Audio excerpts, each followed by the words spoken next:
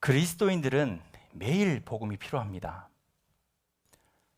처음 예수를 만나 회심하는 순간, 그때만 필요한 것이 아니라 처음 예수를 믿고 그리스도를 따라가기 위해서 결단했던 그 순간에만 예수님이 필요한 것이 아니라, 복음이 필요한 것이 아니라 평생 예수를 믿고 신앙생활 했던 우리에게 오늘, 지금, 매일 복음은 우리에게 필요한 것입니다. 신학교에 들어가고 신학교를 졸업하고 목사 안수를 받고 목회자가 된 저 같은 사람도 매일 복음의 소식 없이는 승리할 수 없습니다. 이 세상 어떤 누구도 복음이 필요하지 않는 사람은 없습니다. 우리 모두는 매일 복음이 필요합니다. 복음이 무엇입니까? 유앙겔리온, 바로 기쁜 소식이라는 뜻입니다. 예수 그리스도로 말미암아 죄인된 내가 구원을 받았다. 이 기쁜 소식을 듣는 것이 복음의 소식을 듣는 것입니다. 죄와 사망과 죽음에 놓여 있던 내가 이제 구원함을 얻고 생명에 이르게 되었고 하나님의 자녀가 되었다는 것이 바로 복음입니다. 복음은 더 확장되어서 예수 그리스도 당신의 생애, 고난, 죽음, 부활에 이르기까지 그분의 온 삶을 통하여 보여주신 모든 것, 그분이 행하신 모든 것을 우리에게 들려주시는 것, 그것이 바로 복음의 소식입니다. 불치병에 걸리고 시한부 인생을 살아가는 사람이 있었습니다. 그 어떠한 병원에도 의사도 자기 자신을 치료할 수 없다는 소식을 듣고 낙심하고 좌절에 빠집니다. 더 이상 살 소망이 없었습니다. 그런데 어느 날 나 같은 이 병자를 치유할 수 있는 병원과 의사가 있다는 소식을 듣게 되었습니다. 그것도 어렵지 않게 그 의사를 만나면 치료할 수 있다라는 소식을 들었습니다. 이 소식을 들은 불치병 앓은 자가 어떤 생각과 마음이 들겠습니까?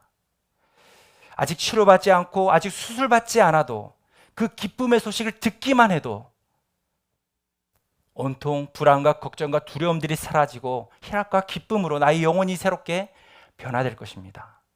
복음을 듣는 것도 꼭 이와 같습니다. 아직 내가 부족하고 여리고 날마다 십자가 앞에서 십자가를 부인하는 삶을 살아간다 할지라도 내가 복음을 믿음으로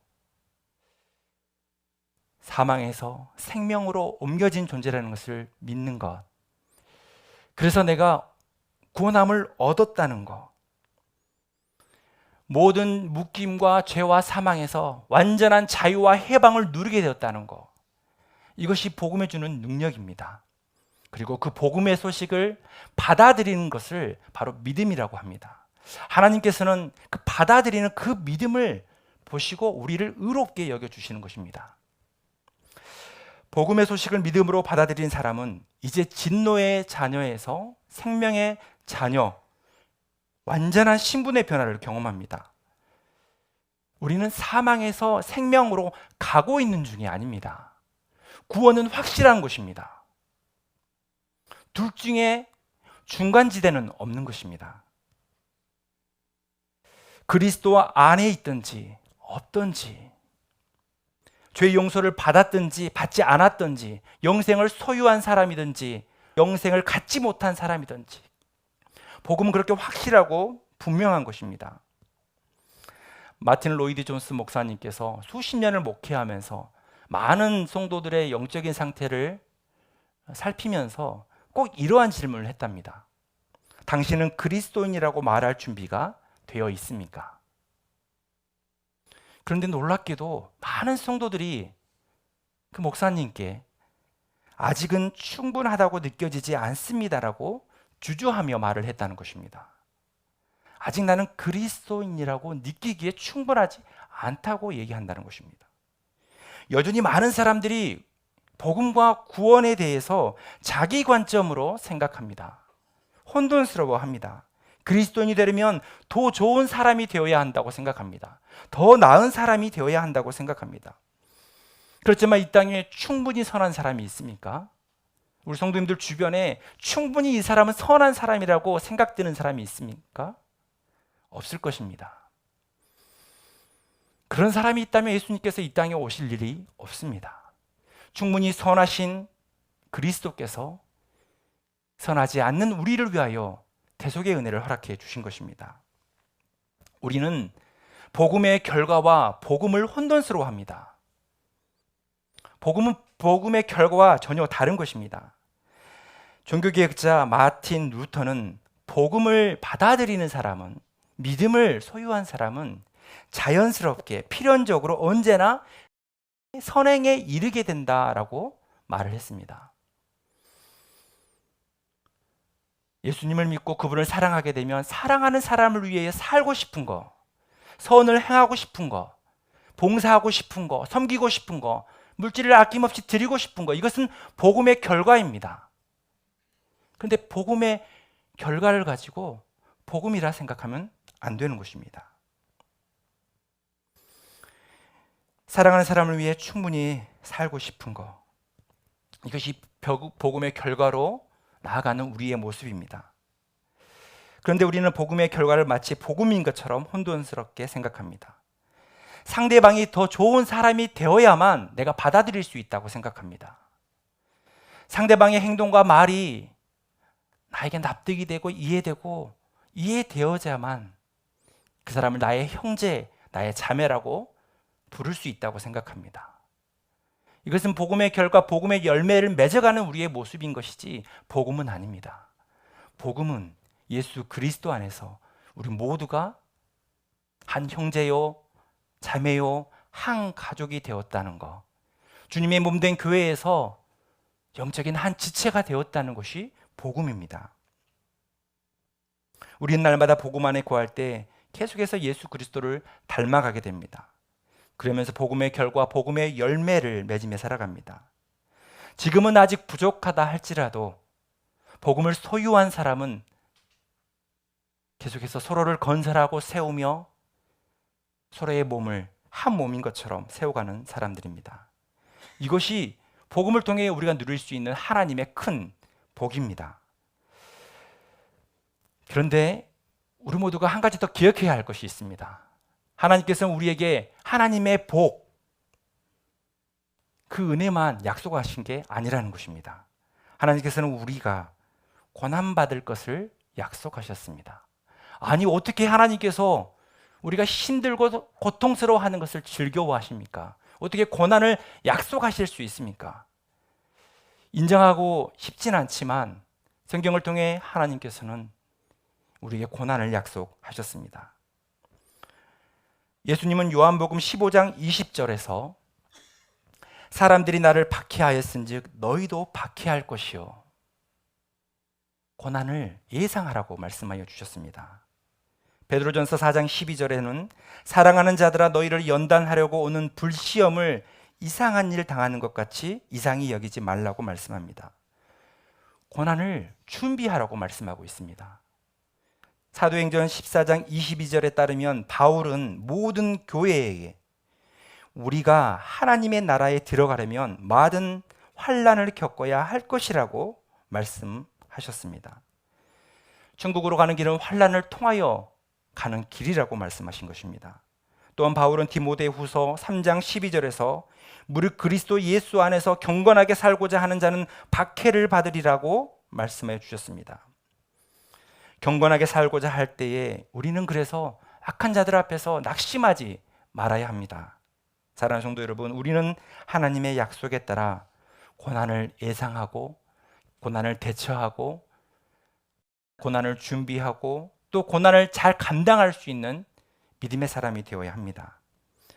이것이 바로 복음의 열매입니다. 그렇다면 하나님은 왜 우리에게 불편하고 고통스러운 고난을 주실까요?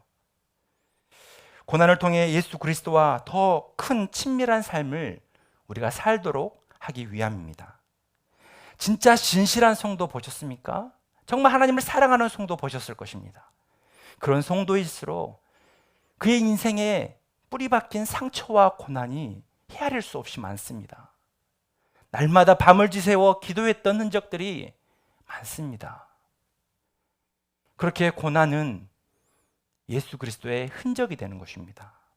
우리의 인생의 모든 상처와 아픔은 내 인생의 예수의 흔적으로, 상처로 남는 것입니다.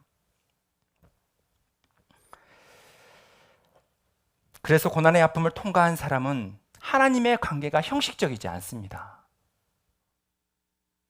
정기 예배, 때 되면 예배만 드리고 가는 성도가 아니라 하나님과 인격적인 관계를 맺으며 깊은 기도의 자리로 나아가게 됩니다.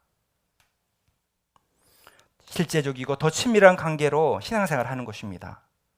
오늘 이곳에 주님 앞에 기도온 모든 성도님은 고난 없이, 아픔 없이, 상처 없이 여기까지 온 성도는 아무도 없을 것입니다. 저 또한 마찬가지입니다. 우리 모두는 고난을 통하여 주님의 놀라운 사랑과 그분의 은혜 아래에서 깊은 사귐과 교제를 할 수 있는 시간을 갖게 되는 것입니다. 우리가 고난을 준비할 수 있는 지혜와 힘을 오늘 하나님께서 기도의 시간에 우리에게 주실 것입니다. 그러니 새 힘을 얻으십시오. 낙심하지 마십시오. 다시 주님의 말씀을 의지하여 일어나십시오. 오늘 빌립보서 말씀은 하나님께서 우리에게 바울을 통하여 고난을 통과할 수 있는 지혜와 힘을 주시는 말씀입니다. 그런데 오늘 이 말씀을 들어가기 전에 먼저 알아야 할 것은 이 고난이 상대적이라는 것입니다. 많은 성도가 있지만 고난이 상대적으로 각기 다른 반응을 보인다는 것입니다. 육체적인 질병이 생기면 어떤 성도는 그 질병 때문에 주님을 떠나가기도 하고 주님을 원망하기도 하고 신앙이 오히려 바닥을 치는 성도가 있습니다. 그런데 어떤 성도는 질병을 통하여 주님을 더 사랑하게 되고 주님의 그 은혜를 더 깊이 십자가를 더 바라보는 성도들도 있습니다. 어떤 성도에게 명예의 훼손이 있었습니다. 그런데 어떤 성도는 정말 화나고 분노하고 하나님을 원망하고 그러한 상황 가운데 있을 수도 있지만 또 어떤 성도는 똑같은 명예가 훼손되는 상황 속에서도 예수 그리스도 앞에서 자신을 돌아보고 믿음에 성장하는 고난이 되기도 합니다. 왜 이렇게 고난 앞에서 다른 반응을 보일까요? 왜 예수를 믿어도 고난에 대한 다른 평가가 이루어질까요? 고난은 내가 중요하게 생각하는 그 가치가 손상되었을 때 고통스럽게 아프게 느껴지는 것입니다. 치킨에 닭다리를 좋아하지 않는 사람, 닭다리를 양보할 수 있는 사람은 다른 사람이 닭다리를 먼저 집어도요, 그 사람이 밉지 않습니다. 닭다리의 가치를 소중하게 생각하는 사람이 그 남이 먹는 닭다리가 싫은 것입니다. 내게 있어서 내가 소중하게 생각하는 그 무엇을 잃어버렸을 때 내게는 고통으로 다가온다는 얘기를 하는 것입니다. 고통이란 내가 유익하게 생각하는 나에 대한 평가, 사람들의 존경, 직업, 돈, 배우자, 자녀, 친구, 건강 등이 강제로 때로는 나의 선택에 의해서 아니면 내가 어떻게 할 수 없는 환경에 의해서 손상되었을 때, 손실되었을 때, 잃어버렸을 때 고통이 되는 것입니다. 명예를 소중하게 생각하는 사람이 그 명예를 빼앗겼다면 정말 고통스러울 것입니다. 그렇지만 예수 그리스도 앞에서 나의 명예와 신분과 지위를 철저하게 내려놓은 사람이라면 한 번쯤 명예가 훼손되고 나에 대해서 좀 잘못된 평가가 있다 할지라도 기꺼이 이것은 나를 고통스럽게 만들지 않습니다. 내가 예수 그리스도의 가르침을 따르고 예수를 얻고 더 큰 하나님의 가치를 붙잡기 위하여 다른 모든 것들을 손해볼 수 있는 마음, 잃어버리려고 하는 그 마음이 있는 사람은 더 큰 고난, 고통, 심각한 절망의 상태로 빠지지 않습니다. 오히려 예수 그리스도 외에 그 어느 것도 잃어버릴 수 있는 각오를 하는 사람, 그런 하나님 앞에 결단이 있는 사람은 그 고통을 고통이 아닌 상태로 통과하게 됩니다. 하나님의 나라의 가치를 붙잡기 위하여 다른 모든 것들을 손해볼 마음이 가지셨다면 지금 성도님은 고난을 맞이할 준비가 되어 있습니다. 고난을 통과할 수 있는 힘은 예수 그리스도를 위하여 돌 소중한 것들을 내려놓을 수 있는 마음을 갖는 것입니다. 오늘 빌립보서 3장 5절에서 6절에서 바울은 그리스도인이 되기 전에 자신이 누렸던 모든 특권을 나열하고 있습니다. 그는 히브리인 중에 히브리인이었고 아브라함의 후손 민족적인 혈통을 제시하고 있습니다. 그리고 바울은 율법에 관해서는 바리새인, 열심으로는 교회를 박해하는 자, 율법 안에서는 흠이 없는 자로 자신을 여겼습니다. 이것이 바울의 삶이었습니다. 바울에게 있어서 혈통과 권력과 지위와 명예는 큰 이익이자 자신의 재산과 같은 것이었습니다. 그런데 그 모든 것들을 다메섹 도상에서 예수 그리스도를 만남으로 말미암아 다 내려놓는 사람이 되었습니다. 이제 예수를 알고 그분을 위해 사는 것보다 더 소중한 것이 없다는 것을 깨닫는 사람이 되었습니다. 그런데 놀랍게도 예수님은 바울에게도 고난을 약속하셨습니다. 예수의 이름을 위하여 많은 고난을 받아야 할 것이라고 사도행전에 말씀하여 주셨습니다. 바울은 살아계신 하나님의 아들 그리스도를 만난 후에 그 이후로 스스로 고난을 준비하는 사람이 됩니다. 바울이 자신을 어떻게 준비했는지 본문 7절에 설명되어 있습니다. 그러나 무엇이든지 내게 유익하던 것을 내가 그리스도를 위하여 다 해로 여길 뿐더러. 바울은 유대 사회에서 상류층인 바리새파의 위치를 스스로 내려놓았습니다. 그리고 고난받을 준비를 합니다. 무엇이든지 내게 이득이 되었던 것을 이미 잃은 것으로 여겼습니다. 강제에 의해서, 선택에 의해서, 환경에 의해서 빼앗기기 전에 바울은 자기 스스로 자신이 과거에 누렸던 모든 특권을 주님 앞에서 내려놓는 사람이 되었습니다. 그래서 그 누가 그 특권을 다 뺏어간다 할지라도 바울에게는 더 이상 이게 상처와 고통과 아픔이 되지 않는 것입니다. 그렇게 해서 사도 바울은 사도의 직분을 고난 속에서도 계속 감당할 수 있었습니다. 이것이 고난을 준비하는 바울의 방식이었습니다. 예수 그리스도를 제외한 삶의 모든 것을 잃어버리는 것, 그것을 가지고 복음 안에서 강한 사람, 담대한 사람, 복음의 능력이 충만한 사람이 되었습니다. 이해를 돕기 위해서 제 개인적인 생각, 개인적인 이야기를 잠시 하는 것을 이해 바랍니다. 제가 10년 전 신학교에 들어가려고 할 때 많은 사람들이 질문을 했습니다. 궁금하지 않겠습니까? 30대까지 안정되게 직장생활 하다가 신학교를 간다니 얼마나 많은 사람들이 질문을 하겠습니까? 어떤 질문을 했을까요? 어떤 가장 많은 질문을 했을까요? 어떻게 부르심을 받았냐? 어떻게 하나님께 영광 돌리고 소명을 실현할 것이냐? 이런 질문을 하나도 안 하더라고요. 가장 많이 받은 질문이 뭔지 아십니까? 어떻게 먹고 살래? 안정되게 살면서 에셋 놓고 이제 왜 자발적인 고난의 길로 가냐? 왜 가난의 길로 가냐?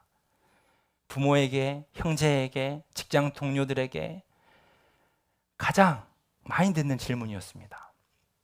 그리고 놀라운 것은 가장 믿음 좋다고 하는 신학생들이 저에게 질문을 하는 것입니다. 저를 시험에 빠뜨리는 질문. 후회하지 않아? 과거로 돌아가고 싶지 않아? 이런 질문을 받는 동안 한 3초 정도 저의 눈빛이 흔들렸습니다. 그런데 처음에 내가 하나님 앞에 어떻게 부르심 받았는지, 내 삶에 마주하는 고난을 어떻게 받아들이기로 마음먹었는지를 다시 생각해 보면서 대답을 했습니다. 저에게 어떻게 먹고 살래라고 질문하는 분들은 삶에 있어서 물질과 소유와 돈의 가치가 아주 중요하다고 생각한 것 같습니다.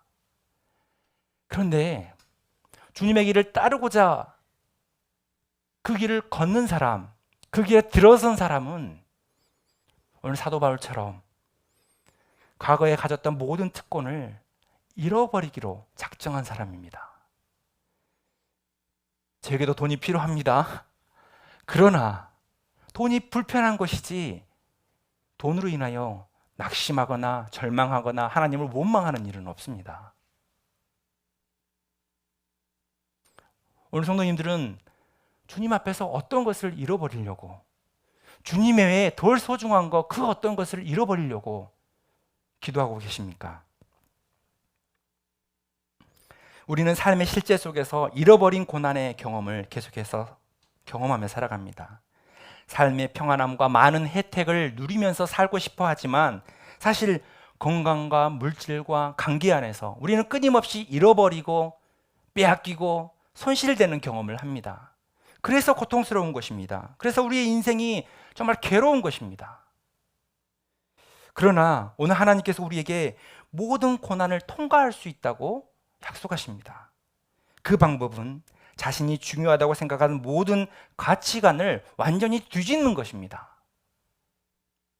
예수 그리스도가 위로, 내가 누렸던 모든 특권과 가치들은 아래로 완전히 뒤엎었을 때 우리는 고난을 준비하는 사람, 고난을 통과하는 사람이 될 수 있는 것입니다. 바울처럼 고난을 많이 당한 사람이 있습니까? 바울은 여러 차례 구타를 당하였고 감옥에 갇혀였고 수없이 매를 받고 돌로 맞고 3번이나 난파를 당했습니다. 밤낮으로 바다 위에서 살지 죽을지 모르는 상황 가운데 처하기도 했습니다. 강의 위험, 강도의 위험, 동족의 위험, 이방인의 위험, 광야의 시험과 위험, 거짓 형제들의 모함과 위험, 자지 못하고 굶주리고 헐벗는 모든 고난을 사도 바울은 당했습니다. 어떻게 그런 많은 고난과 아픔을 겪으면서도 끝까지 자신의 목숨을 다하기까지 복음을 전할 수 있었을까요? 예수 그리스도 외에 내 생각으로 누렸던 세상의 모든 가치들을 잃어버리기로 작정했기 때문입니다. 바울에게 있어서 고난은 예상되는 정도가 아니라 그냥 삶의 현실이었습니다. 고통의 현실 속에서 바울이 고난을 통과할 수 있는 힘은 그리스도를 얻기 위해 모든 것을 배설물로 여기는 것이었습니다. 8절 말씀을 우리 한 목소리로 읽어보겠습니다. 또한 모든 것을 해로 여김은 내 주 그리스도 예수를 아는 지식이 가장 고상하기 때문이라. 내가 그를 위하여 모든 것을 잃어버리고 배설물로 여김은 그리스도를 얻고. 바울은 과거에 소중하게 생각했던 모든 소유와 지위와 가치관들을 다 배설물로 여겼습니다. 과거의 가치관을 완전히 버릴 수 있게 되었습니다. 그래서 실제로 빼앗기고 버려지고 더 소중한 것들이 내게 없다 할지라도 예수 그리스도를 얻고 있다는 믿음과 확신 속에서 아주 기뻐하는 삶을 살았습니다. 그리고 다른 성도들에게도 기뻐하는 삶을 살라고 말했습니다. 이것이 복음의 결과이고 복음의 열매입니다. 복음을 듣고 그리스도와 함께 존재의 변화를 경험하는 성도는 이렇게 복음의 은혜 아래에서, 복음의 능력 안에서 고난을 잘 통과할 수 있는 성도가 되는 것입니다. 우리는 지금 예수 그리스도의 고난과 죽음을 묵상하는 사순절을 보내고 있습니다. 모든 것을 손해로 여길 정도로 예수님과 친밀해지고 싶은 마음이 있으십니까? 예수님과 더 깊어지고 진실해지고 그분을 알고 싶어 하는 간절함이 있습니까? 그렇다면 우리의 삶은, 나라는 존재는 고난을 맞이할 준비가, 고난을 통과할 준비가 되어 있는 것입니다. 그러나 여전히 먼저 손해볼 마음이 없다면, 여전히 내가 생각하는 가치를 붙잡고 있다면, 잃어버릴 마음이 없다면 고난이 우리의 삶을, 나를 많이 놀라게 할 것입니다. 나를 많이 아프게 할 것입니다. 나에게 상처를 줄 것입니다. 이 시간 기도할 때에 예수님께서 믿음의 눈을 열어주셔서 손해볼 것을 자발적으로 선택할 수 있는 은혜가 있기를 바랍니다. 고난 속에서도 그리스도를 더 가치 있게 여기며 새로운 소망을 간직하기를 원합니다. 사랑하는 성도 여러분, 복음이 가진 놀라운 영향력 중에 하나가 있는데 그것은 바로 미래를 앞당겨서 경험하는 것입니다. 포워드 백, 앞에 있는 것을 뒤로 가져오는 것입니다. 미래의 영광을 현실로 가져오는 것입니다. 지금 나의 삶은 여전히 아프고 상처나고 고난하고 고통스럽고 아프지만 나를 완전하게 하시고 나를 온전하게 하실 예수 그리스도는 나의 온전한 미래의 모습을 다 알고 계십니다. 그 영광스러운 모습을 지금으로 가져오는 것입니다. 마치 예수 그리스도가 부활할 믿음을 가지고 고난의 길을, 죽음의 길을 걸어갔던 것처럼 하나님의 영광을 미리 맛보고 지금 현재의 십자가의 길을 걸어갔던 것처럼 우리는 미래의 하나님의 영광을 지금 고난의 현장에서 누릴 수 있는 성도가 되어야 합니다. 주님께서 우리의 모든 눈물을 닦아주시고 우리의 모든 삶의 문제를 종결하시고 모든 것을 새롭게 하시고 완성하실 때가 있습니다.